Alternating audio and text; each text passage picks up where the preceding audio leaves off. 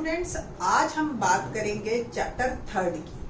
Chapter third में जो है हमारा टॉपिक क्या है, दो चर वाले रैखिक समीकरण। बड़ा ही इंटरेस्टिंग टॉपिक है आज का इंटरेस्टिंग टॉपिक क्यों है? क्योंकि आज हम जो है मैथ को रिलेट करेंगे अपनी रूटीन लाइफ से।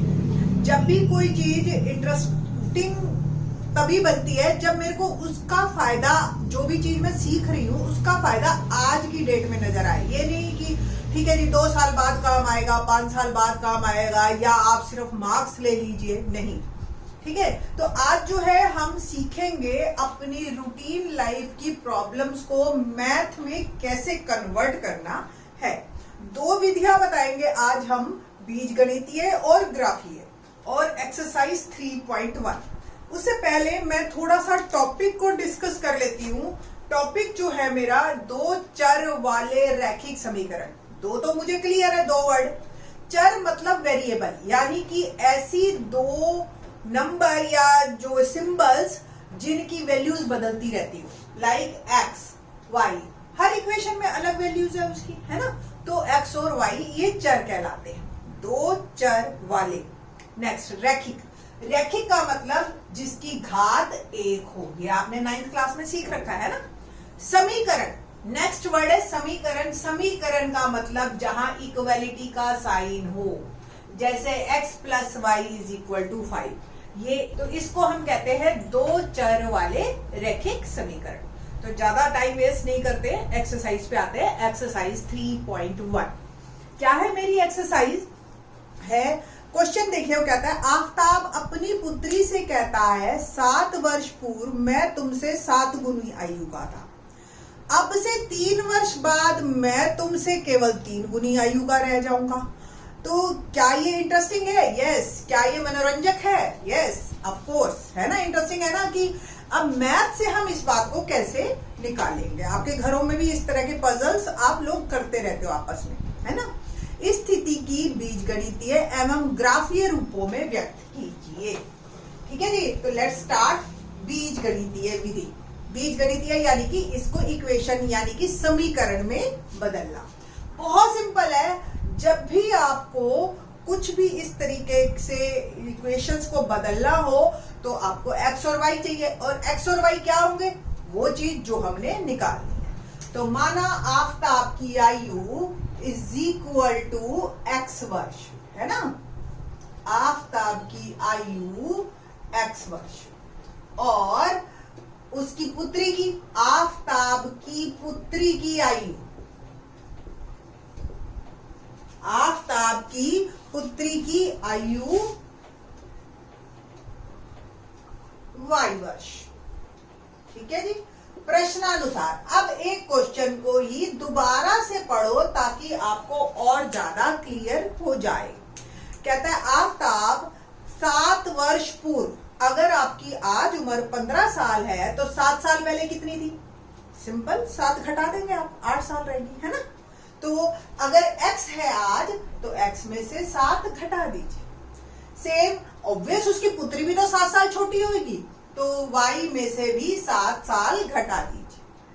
अब एक बार दोबारा लाइन को पढ़िए कि आफताब कहता है कि मेरी आयु 7 वर्ष पूर्व, तो 7 वर्ष पूर्व मेरी आयु यानी कि आफताब की आयु बराबर 7 गुनी पुत्री की आयु, है ना आसान। तो x - 7, 7 से मल्टीप्लाई कीजिए, 7y - 7 × 7 = 49। 7y को इधर ले आइए, यहाँ प्लस का है तो वहां जाके माइनस का, और माइनस का 49 जमा का 7। ये 7 यहाँ माइनस का था, ये प्लस का हो गया। तो x - 7y मेरा आ गया 42। ठीक है जी। दूसरी इक्वेशन बनाते हैं हम। तो कहता है 3 वर्ष बाद, 3 वर्ष बाद, आज आप 15 साल के हो, 3 वर्ष बाद 18 साल के, 3 जोड़ दिया। ऐसे ही x के हो तो 3 जोड़ दीजिए। ऐसे ही उसकी पुत्री भी 3 साल आगे बढ़ जाएगी। x = 3 बराबर y = 3। वो कहता है 3 वर्ष बाद मेरी आयु 3 गुना रह जाएगी। ठीक है जी। तो x = 3 बराबर 3y जमा 3 तिये 9। तो x माइनस 3, 9 में से ये 3 जमा का है वहां जाके माइनस, तो x घटा 3y, 9 में से 3 गया 6। तो ये एक समीकरण और ये दो समीकरण, ये दोनों समीकरण निकालने का मतलब हमने इनको एल्जेब्रिकली यानी कि बीज गणितीय विधि से इनका निरूपण किया है, अभी बदल दिया इसको। ठीक है जी। अब हम स्टार्ट करते हैं इसकी ग्राफीय निरूपण। ग्राफीय मतलब 9th क्लास में आपने जैसे सीखा था कि इसको ग्राफ में बदलना। तो ग्राफ जब आप बनाते हो तो आपको 9th क्लास में एक इक्वेशन दे रखी होती थी और उसको ग्राफ में दिखाना होता था आपको, सिंपल। तो ग्राफ में अगर दिखाना था आपको, तो अब जो है ये दोनों इक्वेशंस को एक ही ग्राफ में दिखाना है, ये है मोस्ट इंपॉर्टेंट। ठीक है जी। तो सबसे पहले क्या करते हैं हम ग्राफ में बदलने के लिए, हम उसकी टेबल बनाते हैं। तो लेट्स स्टार्ट। तो x माइनस 7y की टेबल क्या बनी, -42 है। बहुत सिंपल है। टेबल बनाते टाइम हम सिर्फ 2 ही वैल्यूज लेंगे, हम 9th की तरह 3 वैल्यूज पे अब काम नहीं करेंगे, 2 इनफ है। 3 इसलिए करवाते हैं क्योंकि बच्चा अभी स्लो लर्नर होता है, तो धीरे धीरे जो है बच्चा सीखता है। ठीक है, तो 3 इसलिए चेक हो जाता है। फाइन। अब हम एक x का मान रख देंगे 0। तो आप देखिए x की जगह जब मैंने 0 डाला तो मेरी वैल्यू क्या आई, माइनस का 7y माइनस का 42, तो y आ गया -42 बटा -7। माइनस से माइनस कट गया, 7 6 42। सिंपल है ना, आसान है ना। तो अब हम x का क्या मान डालें कि ये मेरा काम और आसान हो जाए यहाँ पे, ताकि 7 से मेरा भाग भी हो जाए। तो मैं माइनस का 7 डाल देती हूँ, जिससे कि अब देखो x की जगह देखिए -7 डाला। अब -7 डालते ही यहाँ माइनस का, तो वो वहां जाके प्लस का हो गया।